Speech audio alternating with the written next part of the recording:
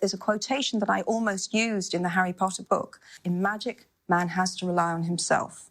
But that's the perennial appeal of magic, the idea that we ourselves have power and we can shape our world.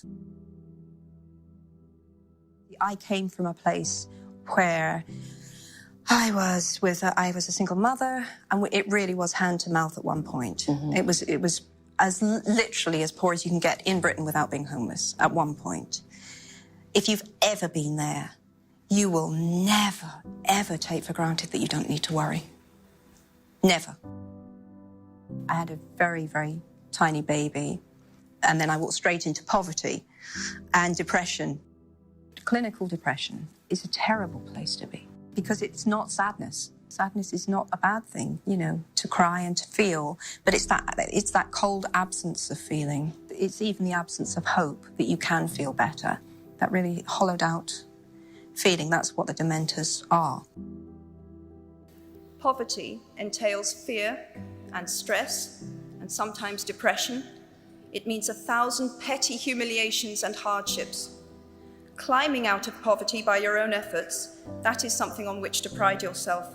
But poverty itself is romanticized only by fools. What I feared most for myself at your age was not poverty, but failure. Ultimately, we all have to decide for ourselves what constitutes failure. But the world is quite eager to give you a set of criteria if you let it. So I think it fair to say that by any conventional measure, a mere 7 years after my graduation day, I had failed on an epic scale. An exceptionally short-lived marriage had imploded, and I was jobless, a lone parent, and as poor as it is possible to be in modern Britain without being homeless. The fears that my parents had had for me and that I had had for myself had both come to pass. And by every usual standard, I was the biggest failure I knew. I had no idea then how far the tunnel extended, and for a long time, any light at the end of it was a hope rather than a reality. So why do I talk about the benefits of failure? Simply because failure meant a stripping away of the inessential.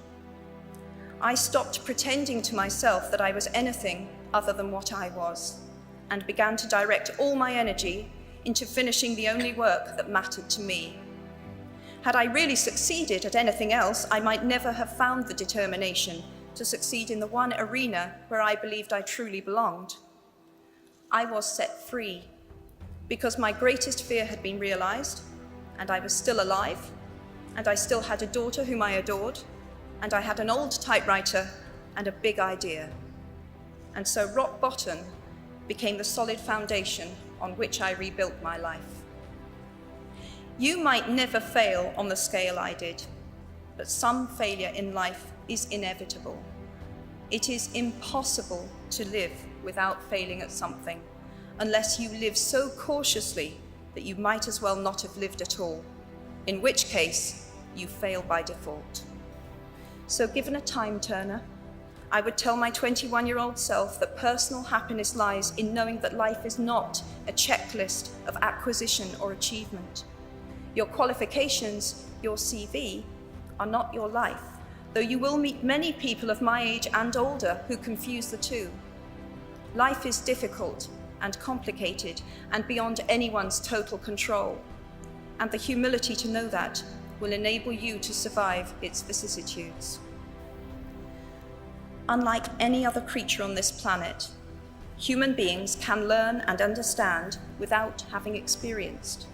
They can think themselves into other people's places. Written by the Greek author Plutarch. What we achieve inwardly will change outer reality.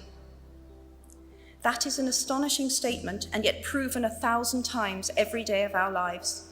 It expresses in part our inescapable connection with the outside world, the fact that we touch other people's lives simply by existing. But how much more are you likely to touch other people's lives?